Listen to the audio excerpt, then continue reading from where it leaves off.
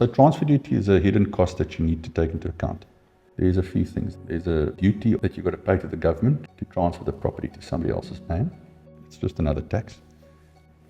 But on top of that, the attorney that handles it for you, the conveyancing attorneys, also charge transfer fees for managing this process for you.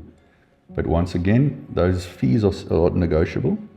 And usually if you're selling your property, the real estate agents can advise you in terms of what the transfer duties would be. And transfer duty, again, is something that depends on the price of the property. I know certain properties, I don't know if it's below $1 million, but you can also go and check that. You can go on the Uber website or Better Bond or one of these SA Home Loans or one of those websites. Or I think FNB, the banks all have it.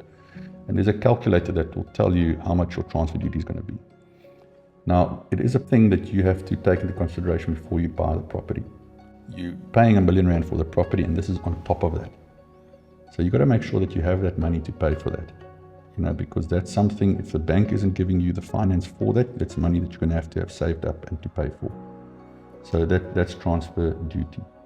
To get more technical, you can also, if you're buying income producing properties, so let's say you're buying an apartment building and it's producing income and it's registered, it's owned not by you, your personal name, it's owned by a company, and that company is VAT registered.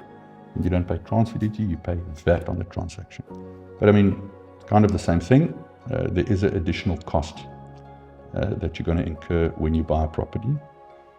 What is nice though, sometimes is you see property developers will advertise new developments and they say no transfer duties, and that's the truth, because the property developer isn't paying transfer duty when you sell the property, the first new house, you're paying VAT. And that's the developer that has to pay that. So the price is usually quoted in the VAT inclusive price.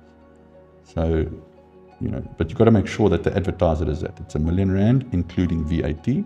So if you're paying VAT on a new build or new property, there's no transfer duties. There might still be a fee here and there to transfer it into your name from an attorney, unless the developer covers that, which he usually does. So that's nice, that is what you're paying. Buying a second-hand home, usually transfer duty, and you're going to have to pay that on top of the price.